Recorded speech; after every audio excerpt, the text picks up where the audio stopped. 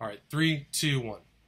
Hi, this is William Ramsey. Welcome to William Ramsey Investigates. On tonight's show, I have a very special guest. His name is Mark Jacobson, Jacobson, and he has recently published a book, the title of which is Pale Horse Rider, William Cooper, The Rise of Conspiracy, and the Fall of Trust in America. It was published in September of this year, and I just completed reading it. It's an excellent book, and we're really happy to have him on the show. Mark, are you there? I'm here. Awesome. Thanks so much for agreeing to the interview. If you can, just to get started, can you please tell the audience a little bit about your background and how you became interested in this subject? Well, I'm a New Yorker. I was born here. I live here. You might be able to tell it from my voice, but that was not too bad. And my interest. I've been a general interest, but I don't know exactly what to call it, but I've been a magazine writer for the past nearly 50 years, and I usually do topics I rarely do the same thing twice. I don't know why that is, but in any event, I like to jump around and do different kinds of things. I've done like I was the music critic of Esquire magazine for a couple of years, and then I was a foreign correspondent guy that they sent me overseas, did all kinds of stories like that. And I just like to jump around. And certain topics kind of jump out at me, and somehow some of them I forget all about after a while thinking them over, and some of them just sort of stay in there for strange reasons that I've never really been able to ascertain, because my other books are not about this kind of stuff at all. So, in any event, William Cooper is a fascinating figure to me, in the sense, partially because of how I came to find out about him. Sort of like bonded, I'm kind of bonded with him. I don't think our conversation, if we both actually were in the same room together, would actually end well. But I find him a fascinating figure nevertheless. So. What happened to me was I had met somebody who said that he had something very important to show me. This was years ago, and it was his father who was dying. I thought it was as soon as about his father, but actually when we got back to his apartment, he showed me a copy of his Zapruder film, which is for everybody might not know, it's the only live visual record of Kennedy's assassination. So he showed me this film, and he said that I should watch the driver, because the guy who was driving the car, a man named William Greer, is actually going to turn around and shoot the president in the head. Now, this was, when I was looking at this film, it was probably like 1991 or something, I don't know. But it was many, many years after the Kennedy assassination, and I heard hundreds of Kennedy assassination conspiracies and rationales for why it might have happened, but I certainly never heard that the driver shot him. And but if you look at the video, of the Zapruder film long enough, and you had a few drinks or something like that, you might actually see the guy turn around and shoot the guy, because it does look a little bit like that. So I thought this was kind of weird, and I asked him, like, where'd you get that film? And he said, well, I bought it from a guy named William Cooper. And William, who was then going around the country selling this footage, this Zapruder film, saying that the driver shot the president. So then several years after that, kind of unrelated, I was walking down the street near my house, and I saw Old Dirty Bastard, who is a member of the Wu-Tang Clan, which I don't know what your readership, what your listenership is about, but they might know who he is. They probably know the reference, yeah. Yes, well, in any event, I saw this guy who's kind of the Ringo Starr of the Wu-Tang Clan. It was a rap group from Brooklyn, near where I live. And he was reading Behold the Pale Horse, which is William Cooper's book. Now, I didn't really get to talk to him at the time, but it stuck in my mind that, there's that guy again, William Cooper. And then I found out that not only was William Cooper and his book very popular among other rappers, but it was really actually one of the most read books in the New York State prison system. So I found that to be kind of strange also, and I put these two things together, and I realized that William Cooper, who I now know was a guy who most people said was into militias and lived in Arizona, and his book was somehow being read by all these African Americans that lived around my house. So I thought that that was a kind of cultural something. I couldn't even figure out what, that I felt obligated to try to investigate. So that's where it first started for me with Bill Cooper. And then I listened to his show and all that kind of stuff, and I liked it. So you, when would you first think you started putting pen to paper and started researching this book? Well, I first thought about it to write it, and actually do it as a book. When years went by, I wrote several books before that. Gotcha. And then somehow around 2013 or 14, it just seemed like he was coming up again. You know, he was like, I don't know how to explain the way your imagination works and what makes you want to devote a lot of time to a topic that most people that you don't know anything about and actually think is kind of crazy. So, but in any event, I felt that there was something there. It was interesting to me. And there was a lot of the stuff that he was saying, which maybe 10 or 15 years before I would never, ever think had very much veracity to it. Then I would think that, well, actually, as time went on, it made a lot more sense to me. So now I'm not, it wasn't really necessarily any kind of political issue that we're talking about here, just that some of the stuff that he was saying, not necessarily his predictions, but he seemed to have an attitude that was matching more people that I kept running into. Interesting. I mean, people that felt that like things were not fair, things were not, that everything was rigged, and that, like, you know, you really didn't have a chance to get ahead unless, and that kind of feeling that is really, there's no right wing or left wing about it. It's just a lot of people feel that way. Right. And it just sort of like the stuff that William Cooper was saying was kind of interesting. And then I guess when people that maybe listen to your show they know all about Alex Jones and that kind of stuff. And this stuff was beginning to peak. You know, I was wondering where it came from, you know, like where did a lot of this stuff come from? And then I remember William Cooper was really the first person to really articulate that kind of, you know, in a kind of reasonable way that wasn't too Nazi or any kind of stuff like that. Right. So, like, you know, he was like somebody who was seemed like a person who was not really necessarily politically biased to one side or the other, the way things are now, but really was somebody who was actually seeking a kind of American truth that I also was seeking. You know, something about this country that we need to know. And the way he was researching it, like, and I mean, all the famous stuff about him that his fans know about the research and stuff like that, and Wake Up Sheeple, that all sounded kind of okay, you know. Okay. And I just thought, I began to see him not necessarily as any kind of political person necessarily, or just somebody who was actually seeking the truth. Whether he found it or not, or whether the stuff that he thought was the truth, is not really up to me to say.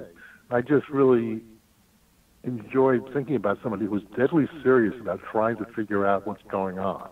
Right. And somebody who wasn't necessarily an academic or, you know, just somebody who was doing it from the seat of his pants and was original about it, not necessarily repeating everything he saw on the internet or something like that. Well, he was probably one of the first kind of fringe, right? The first fringe researcher pre-Alex Jones.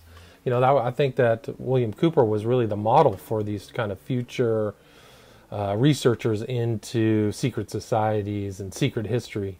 Really can trace their lineage back through William Cooper. Yeah, well, there's always been a lot of these people. I mean, you know, William Cooper's read all these books of people that were written by people kind of like with his mindset. That's how he got his idea. But, I mean, Alex Jones was actually William Cooper's acolyte. He used to listen to him every night. Right. I mean, when he was a young fraternity boy, whatever he was, back in Dallas or Austin, wherever Austin, he was. He used to listen to William Cooper on the, like the way I used to listen to Cousin Brucey or like one of these kind of radio DJs back when I was a young. Well, that was interesting because go to sleep, Right. Well, William Cooper he was one of the first or early shortwave radio. I mean, he was accessible pre-internet, right? Yeah, no, well, the thing is, that's also another thing I found to be interesting about him. But just to finish the thing about Alex Jones was the person, when the night that William Cooper was shot dead, Alex Jones, in one of the few times I've ever noticed him doing anything like that, actually did some real reporting on this and called up several people in town to try to get an idea of what had happened to Bill Cooper. And, that was kind of like very enterprising on his part. But it was mostly because he really cared about William Cooper. And I don't think they had all these falling outs and stuff the like feelings that. weren't mutual, right? Calling, but, right, yeah. Well, I don't know. Bill Cooper is the kind of guy like, I mean, I think that he probably disliked almost every other radio host for one reason or another. You rarely hear him say anything good about anybody who's actually living, So, he's a crotchety guy, and that's one other thing I found interesting about him. I mean, he was just sort of like, he was off on his own. He was thinking of his own stuff, and he came up with a lot of interesting conclusions, some of which were, when people ask me about him, I always say he was like part of prophet and part of huckster. Yeah, that's interesting. And because he has the prophetic part, was stuff that he, we could talk about it. The huckster part was there all the time. I mean, he was trying to make a living. Right. Being on the radio. I mean, he wasn't doing it for love, really. He was trying to, he was in a way, but he was trying to make a living as well. And there were certain so-called conspiracy theories that he used to mouth, and I don't think he really believed in them. I don't think he really cared whether the Americans had gone to the moon or not, or this kind of stuff. But, there were certain things that he really cared about, and one of them was the Constitution of the United States, which every American should care about. Right. And they should know what it says, and then when people misquote it, or, they should know that. And that was one of the things that Cooper said, because he was like, dead center on that. He didn't have an axe to grind about it. One of the things I learned in your book is that he became a very active member of the Constitutionalist Party back when it was not even popular at all. Oh, well, it was that guy, Aaron Russo, who started this thing. Remember him? Yes, of course. Huh? Yeah, so Cooper had gotten, I don't know, Aaron Russo and him were mixed up somehow. I don't exactly know, because there was some guy who was trying to make a movie of Cooper's life, and then Aaron Russo came around and he said he could do it better. And then Cooper believed Aaron Russo, and then he had a huge falling out with him, as he always did, on the radio. And that was Philip Lambro. But yeah, no. Yeah, Philip Lambro was Philip the guy. Philip Lambro. I talked to Philip Lambro. He was an interesting character, man. I gotta say. Well, I just give you full credit for going and tracking down all these people who I didn't know Cooper was, had relationships with. Aaron Russo, who was, Alex Jones referenced him, and he had done a lot of independent research himself. Famously had a discussion about Russo sitting down with one of the Rockefeller family heirs and talking about, the future of the New World Order, really something that William Cooper would talk about. Yeah, but I think I'm a journalist, I come at this topic from the point of view of, this is what the material is. First thing you got to do is get out of your house and go around and start talking to everybody who actually knew the person, right, and see what they say, as opposed to just reading the same old crap on the internet. Which is a pet peeve of mine, and I won't bring it up anymore. I find some so-called truthers on the internet who basically are cut and pasting everything as it was on there, and they haven't had an original thought in their life. I can tell you stories about that. Holy smokes! I can tell you stories. But I give you credit. You didn't just leave your house. You actually traveled to Arizona. You actually went to. I went 3 or 4 times. You know what I mean? Because that's what you're supposed to do. I don't think people even. I'm not trying to blow my own horn or anything like this. this is the way I was brought up to do this job, you know, and I really find it repellent to have, you know, the chief bozo in charge here telling me that I'm a member of the enemy of the people, you know, because, like, people, what journalists do is they go out and they find stuff out, you know, and then they write down if they're doing their job well. I'm not saying they all are, but it's something you're supposed to do. You're supposed to go to, like, if Bill Cooper was in the flying saucer thing, which he definitely was, I mean, the person to speak to is John Lear, because he knew him very well. So I went out there to Las Vegas and I talked to the guy, but that's not a big deal. That's what you're supposed to do. But that was very very interesting. Can you talk about Bill Cooper lived in Eager, which is on the east part of Arizona, very close to the New Mexico border. Can you talk a little bit about what that country was like and where he lived? Oh yeah, it's very beautiful. I love it very much. I like going there. I went to my wife and I went out there on 2 different occasions to the thing that Doyle Shamley was running, which Cooper had started, called Skills.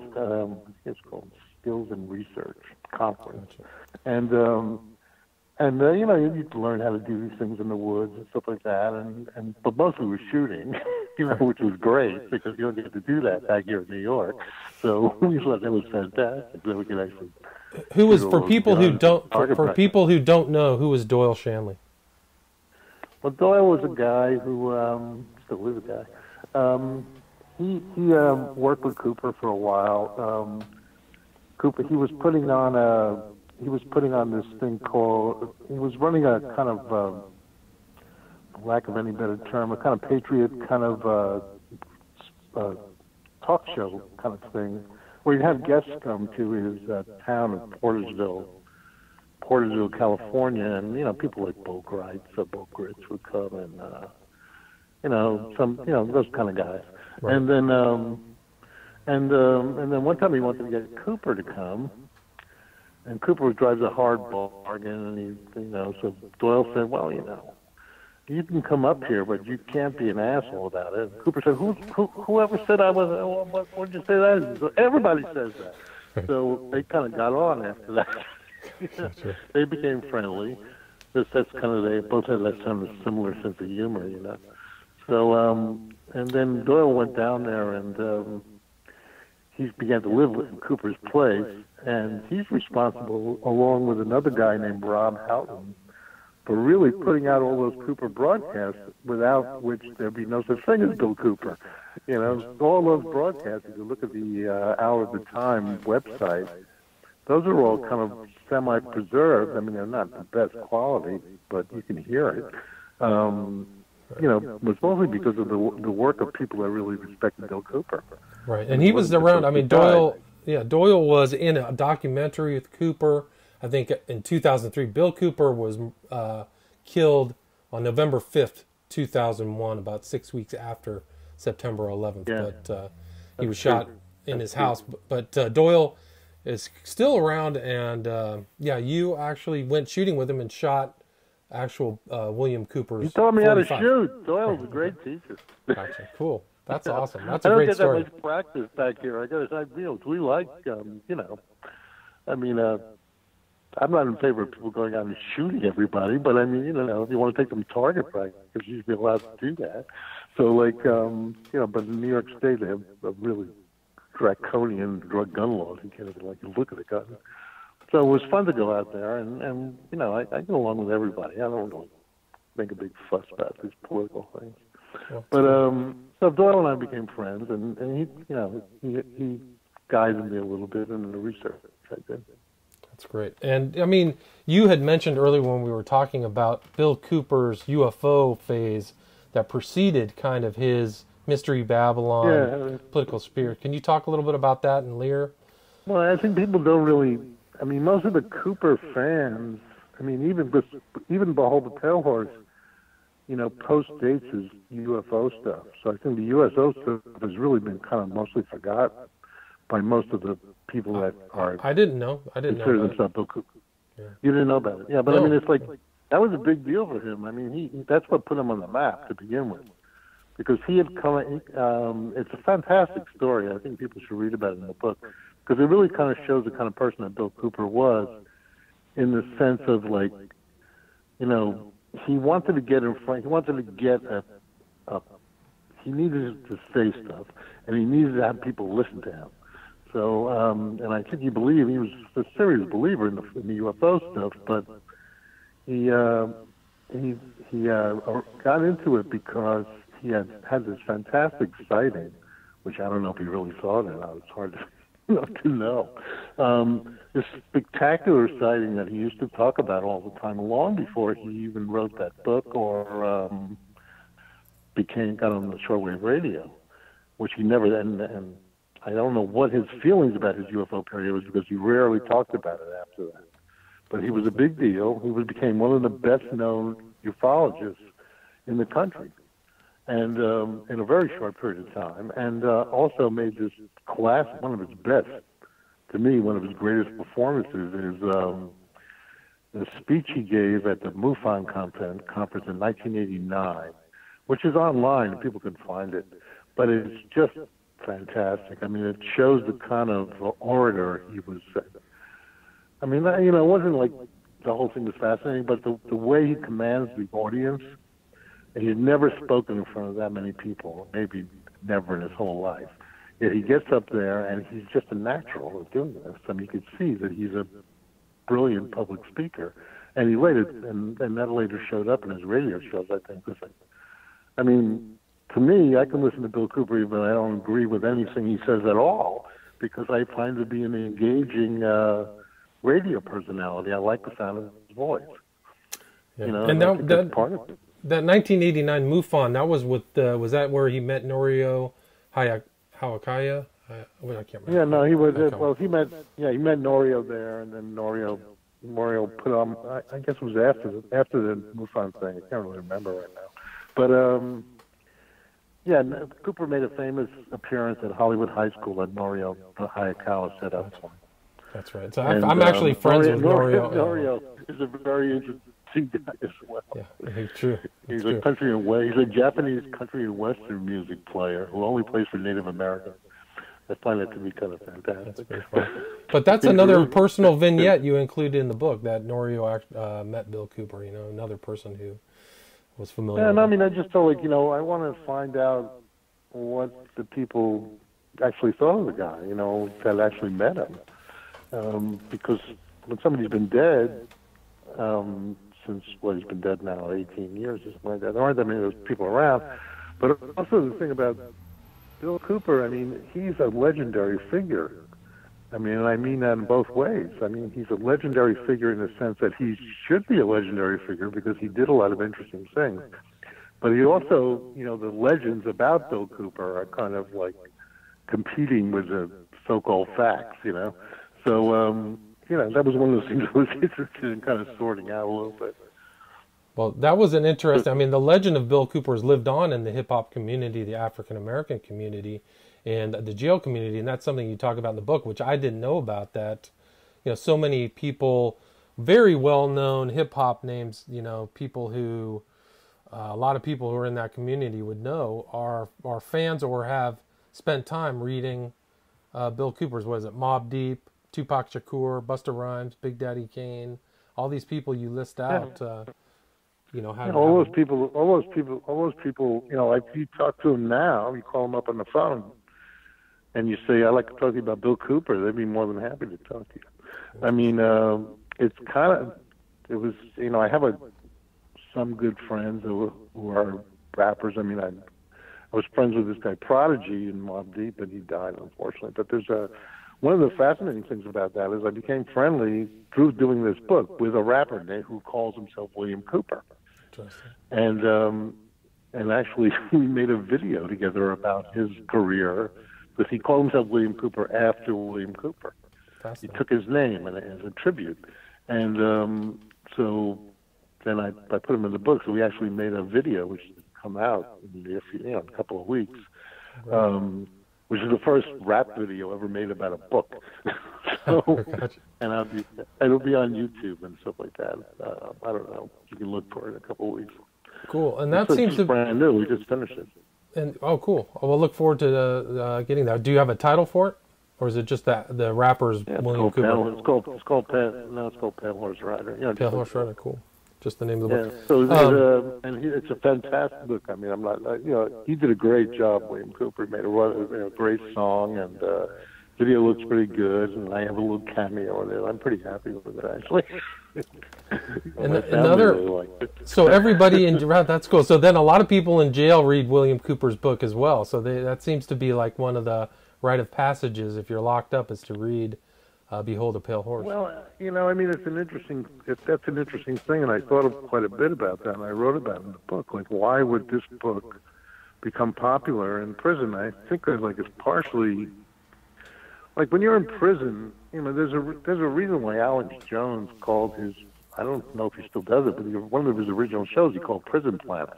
Right. Do you remember that? No, it's still around. I think the website's still around. Is that still? Yeah, it's still around. But I mean, because there's a sense, I think, that people feel imprisoned. They don't feel, because that's really William Cooper's main thing. What he really cared about was the application of the word freedom. Freedom, it doesn't mean, what does that really mean? I don't think it is any absolute, what's freedom? You can go to a supermarket and buy as many kinds of coffee as you possibly can think of.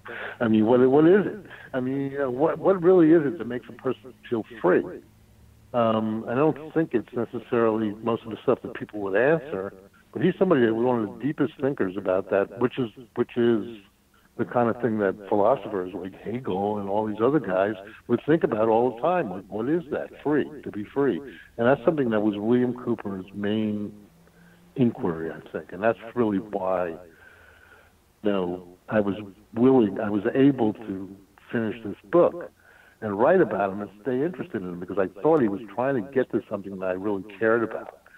We're not going to come up with the same definition of what that is, but that's something that people care about. They want to know, they want to feel free. They don't want to feel imprisoned. And when you're actually in prison, I think that a book like William Cooper's would make a lot of sense to you. Partially because he's also, I think there's nobody more paranoid than a guy in prison. But so William Cooper's kind of paranoid, and but it's more than just that. It's just that sense of like trying to be free in a world where you're not free. And that's one of the main underlying things that makes William Cooper live on. And I think he's going to live on. And, long past guys like Rush Limbaugh and these kind of guys. Because those guys don't really necessarily believe in anything. They're just radio personalities. William Cooper actually believes in something. So that's the kind of thing that sticks. And I'm happy I wrote this book. It's still moderately, not great, but I'm happy I wrote it. Well, you should be. It's a fantastic book. I'll give it a 5-star easily. I mean, I think that you can put that book on. You can put that on Amazon. Good for me. I will. I'm no problem. I have a long list of 5-star reviews I have to write, but this will be on that list. But I would say that you've done a real credit to the community by listing out just all of the details about his life and his relationships and this kind of passion he had to make people more aware. What was, I like that quote that you had from Charles Manson, which is total paranoia is total awareness. It's a good one, isn't it? So, and I mean, I think that if you look through a lot of the hip hop community, for example, there is a lot of paranoia about secret forces and Illuminati and this kind of idea of secret societies influence our lives. Yeah. So. All the time. I mean, well, so what kind of? I mean, can I ask you a question? Sure, of course. Well, who am I talking to? Who usually listens to your show? Oh, I would say people who might even like William Cooper. I would say that I would kind of maybe pair political research. I think I made my bones researching the occult. So I was an Aleister Crowley researcher. Which is interesting. Really? You mentioned Aleister Crowley in your book in a conversation between Anthony Hilder, who's still around, and Marlon Brando. I thought that was fascinating.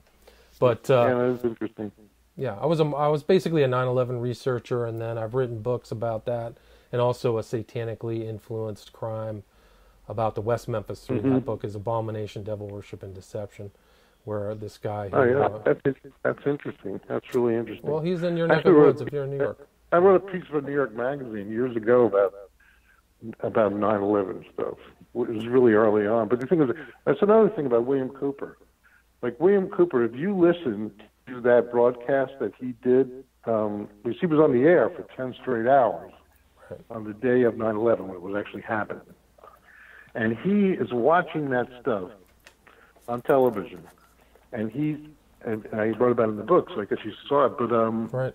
I mean, he's basically coming up with most of the stuff that 9/11 truth people began talking about 2 and 3 years later. Right. Good point. Controlled demolition, that kind of stuff. Because Osama bin Laden as a patsy. He had Osama bin Laden picked out as a patsy 4 or 5 months. That's his great moment, picking that out before it ever happened. That's one of his most famous things. But he really was very intuitive about, not necessarily about what exactly happened, but what people are going to think happened. Interesting. And he's very sharp about that. What people were led to believe. Well, also because I don't know, he's just very sharp about because when you predict, I mean, don't take this the wrong way, but I think sometimes if conspiracy type mindset people begin predicting things, it's not really 100% that difficult because you already know who did it. It's not like the detective, Philip Marlowe has to figure out who did it. You know that there's going to be somebody that's going to be in charge who did that. But what you have to do, what William Cooper was brilliant at, was figuring out who was going to get the blame. Gotcha. And Osama bin Laden was the perfect case. I mean, Lee Harvey Oswald. I mean, all these guys, all these patsies that have been around the dustbin of history. Right. Those guys. Well, I think it's dozens of them. Dozens, yeah. Oh man, they just never stop. You don't know that there's so many patsies. You could write a book on patsies. But it's actually a great idea in a way, right? About patsies. There you go. There's your next book. Just gave you a book idea. Well, I don't know if I'll do it, but I'll be happy to read it if you do it. Okay. Well, it wouldn't be the first time I've given people book ideas, so I won't feel miffed. Well, I mean, there's a lot of books I like to read. I don't really want to write them, so I'm happy to give people book ideas. I know. Writing a book is a whole nother process. Yeah, let somebody else do the work. Yeah, really, I mean, it's hard. I mean, it is hard work. It's very hard work, and as I get older, it gets harder and harder. But it's just. But I think that for somebody I'm 70 now, but I feel like I couldn't have written this book about Bill Cooper when I was a younger person because I wouldn't have been able to sympathize with him in the way that I was able to do it. Because I mean, he's a guy who, he's got PTSD from Vietnam. I mean, he's got all kinds of stuff like that. I feel is very much indicative of people from my generation. It was kind of in a way, there's this deep thing that people felt at that time of growing up, and I would be at least about 4 or 5 years older than me, but it was sort of kind of time, and he felt a lot of stuff that. See, if I'm living in New York, for instance, surrounded by all these screaming liberal types, Mm-hmm. You can hear a certain kind of thing. Just like if you were living out somewhere where, people only believe another way, Right. Well, I hate that. I hate that so much. Well, you couldn't have picked something as far as diametrically opposed to New York as going to Eager, Arizona, right? I mean, that's a pretty. Well, I mean, I'm an American, I mean, I really believe that America's. I'm hoping this country makes it because I feel happy to be an American. And those people out there in Eager, Arizona, and the people down the block from where I am in Brooklyn, they're all Americans. I think people can get along a little better if they thought about whether they had commonalities between people instead of differences. Excellent point. That's an excellent point. I mean, it's like, what's the point? If you're not going to try to work it out. True. I mean, I like to see it happen. I mean, that was one of the interesting aspects of Bill Cooper that I didn't know was his California ties. He was really a California, child growing up in Long Beach. Well, he was a military brat, really, for the most part. I mean, he lived in Japan, but the California thing was always. It must have stuck with him because he was born in Long Beach. He was actually in the VA hospital in Long Beach on 2 occasions as well. But you know, I just think he seemed like a California guy. I never really seen. I mean, I never met him, but he didn't seem like an Arizona guy. He seemed more like a California guy. Yeah, I mean, But, you talk about his time in Berkeley, driving Skyline. That was kind of my territory in Northern Cal, so I didn't know that he had that. Well, me too. I lived out there. Oh, nice, yeah. But you know, he was. I don't know. I just find him to be. Even now, I find him to be a fascinating figure, and it's been interesting. The reaction to the book has been interesting. I find. And what was that? What was that about? Well, I mean, you know, most of the people I know, like these people that you know, what you might call. I know a lot of people. You know, people I know that are on the left, so-called left, they hate the book because they don't want to read anything about a guy like that because he's supposedly a right-winger. And the heavy-duty, like Bill Cooper fans, some heavy-duty Bill Cooper fans do not want to read it because it's like what Doyle Shamley said exactly in the book, is that he doesn't want to be the one that chops down the cherry tree, you know? Right. You know, you don't want to put anything negative about the hero, so those people don't like it. But there's this whole bunch of people that really do like it, in the sense of, like, mostly right libertarians on the right, they really like it, and hip-hop people, they really like it. But, and it's like, it's just been a fascinating experience, you know. So I have a Instagram account which has like a lot of different postings about the book, just sort of like a whole different version of the book, like a visual version of the book, which people can look at and follow if they want. It's called Pale Horse Rider Book. Pale Horse Rider Book, all one word. Yeah. Gotcha. Yeah. And it has like a whole bunch of postings there that are just sort of like about the book or a little off the topic, you know, things that like, you know, I might have wished I'd gotten to the book or whatever, you know, and then there's some fairly long write-ups. I enjoy doing that. And, you know, that's been gratifying. I get a lot of response from that. There was one guy that I thought was one of the best things that ever happened about the book was, there was a guy named Truth Punch, still on there. And he was like, you know, very upset about the book when it first came out because, you know, he thought that like I besmirched Cooper's reputation or something like that. So I said, well, I mean, you know, Mr. Punch, I mean, you know, like, well, why are you doing that? Because didn't Bill Cooper used to say they got to do your own research, you know, and you're supposed to, like, you haven't even read the stupid book and you're telling me how bad it is. So I said, I'll make you a deal. How about if I send you a free copy? And if you like it, then you have to buy a copy for a friend of yours. And he said, okay, I'll do that. And he read the book, and he actually really enjoyed the book and learned a lot of stuff about Bill Cooper. And he also, you know, felt that I'd done a good job. And that really, you know, and he wrote me back, and I felt really good about that because he was a guy who was going to be, he was just going to think what he thought before he read the book, because he's never going to read the book. And then he went ahead and read the book, and he changed his mind, which I think is the essence of Bill Cooper, the best sense of Bill Cooper. Is you do your own research and you make up your mind, but you have to know, you got to read stuff that you don't necessarily agree with, you know, something like that, perhaps. And then come up with a new idea. So that was very gratifying. That's cool. That's a great story. That's a great story. I mean, that's happened to me too. Some people don't know what's in the context of my books. Some people actually think I'm a Crowley admirer. They don't really even know what I wrote about it, my critique. But yeah, so I've had some similar things. I feel like, I mean, people just don't use their heads very much, you know, and they just. Also, there's a lot of haters out there. You know? That's true. That's true. Well, that's the internet. I mean, I think that's one of the interesting things about Cooper. One thing, it wasn't just about his freedom was based in cognitive liberty, like cognitive thinking. Like, look at these documents. Look at this. Look at this. You know, come here and do your own research. But this is what I'm telling you. And I mean, I think in that regard, he had that kind of American trait of individual, you know, freedom. I mean, I do think that he was a remarkable, truly American figure. Yeah, no, I mean, I he was a great American. There's no doubt about it. You know, I mean, he was somebody that also he went out on a limb.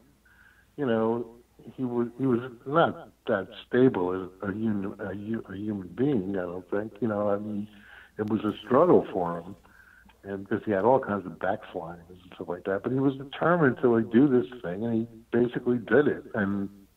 And the fact that he got shot by the cops at the end, I mean, is like, how can you come up with a better ending than that? It's a remarkable bookend, and he had kind of predicted it, or had stated, I'm going to die on my porch, and then he died on his porch.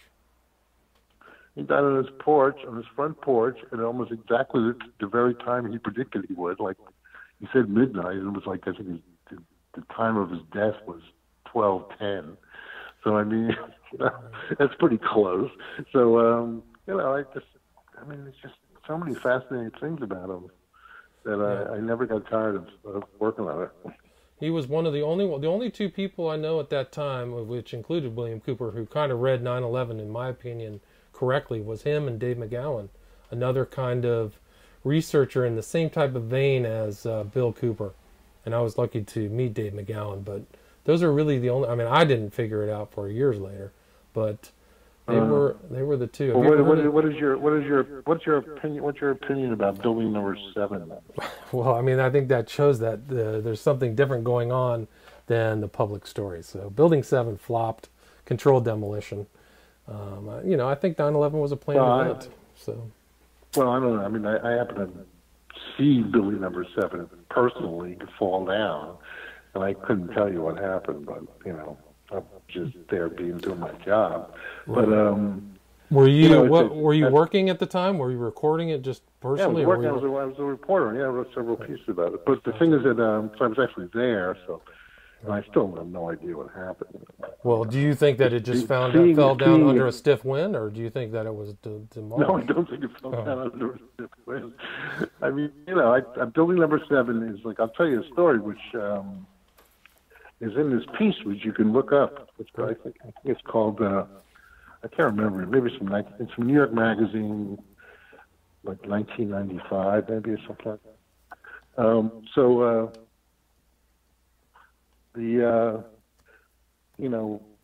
What were we just talking about? Just my grandchild just went by. That's okay. It was Building 7, and you were going to tell me a story about... Building Number 7. Actually, so I was doing a story about it, and they put out this NIST report, about that?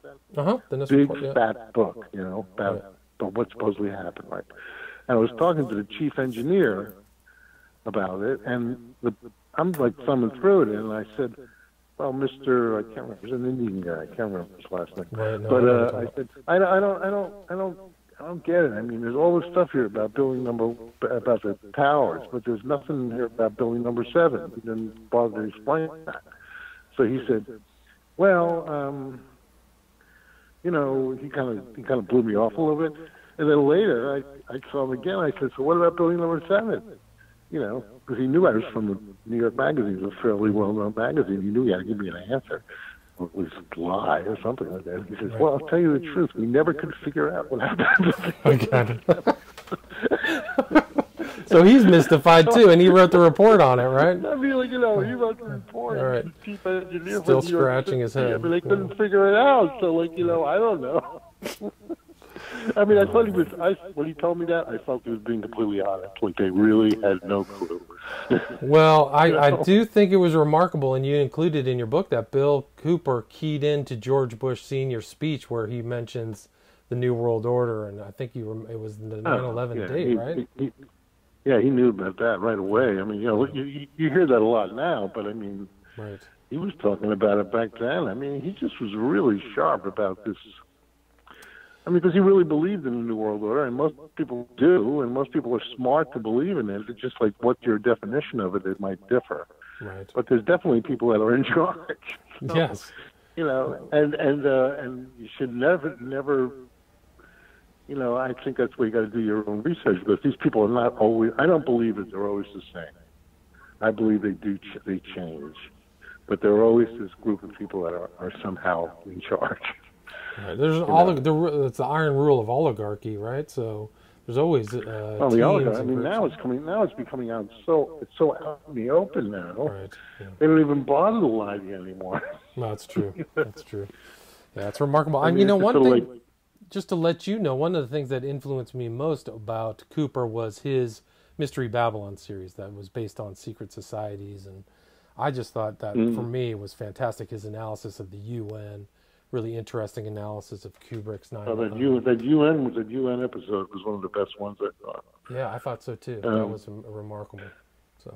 Well, that's actually for that. I think you can get the pamphlet. I can't remember the name of it, but he just reads from a pamphlet for that particular episode. Interesting. It's called. I think it's. I can find it. I can look at my notes and send you. That's all right. You included in the book, I think, some YouTube channels where they have a lot of his, Sign of the Times and Mystery Babylon series. Like they're kept up. Like people are making sure that those are still available online. Oh, you can get all of those, and you can also get the transcripts, which are pretty interesting, because sometimes people like to read it rather than listen to it. Sure. And he also, one of the things I always liked about Bill Cooper's shows, which he did in Mystery Babylon quite a bit, was like the songs that he would choose to play while the show was on were often exceedingly what you might call hip. Very interesting. So he had good taste in music. He had great taste in music, and he would play stuff like, speaking of, and it was so like, when he found out that the hip-hop guys were interested in his book, he was just so overjoyed because he really likes black music. So interesting. One time he played some old George Clinton song, the one Atomic Dog, right? Yeah. On the show, and the one that goes woof, woof, woof. Right. So Cooper, dog. Yeah, that's the most. Yeah. Yeah, Cooper. He knows that most of the people who listen to him hate that kind of music. So he's saying like, "This is good music. You may not know it, but it's good music." That George Clinton song is very influential in hip hop. Yeah, that's amazing. George Clinton. I think you wrote about Louis Armstrong too. Yeah, he Louis Armstrong. He loved Louis Armstrong and Sam Cooke. Actually, one of his best broadcasts is called "Vomit from the Sheeple," I think it's called.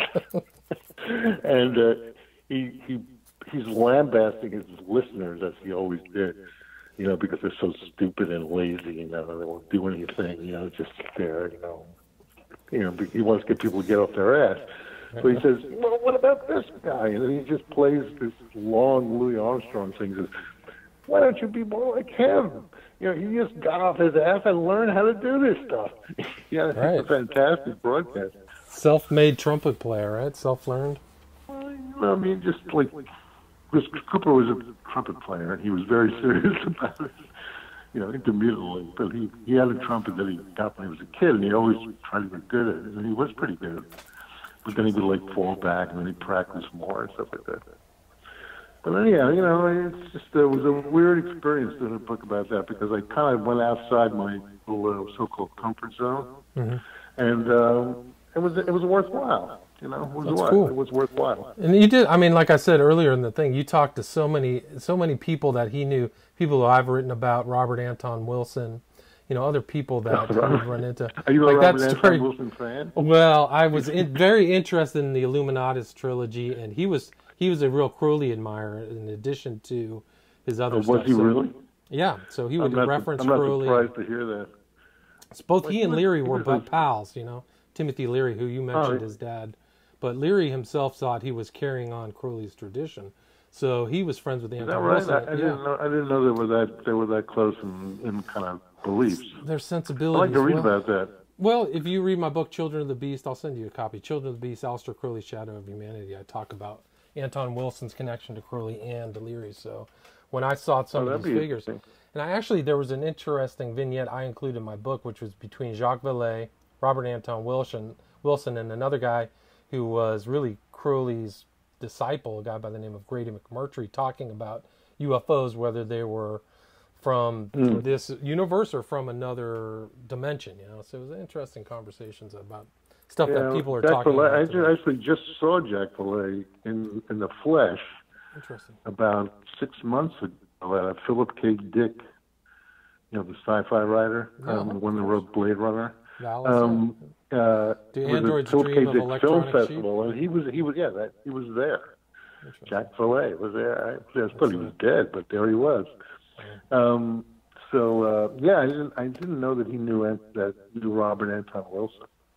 Yeah, that But was a cool story. but Wilson is a fascinating figure too, and I love that.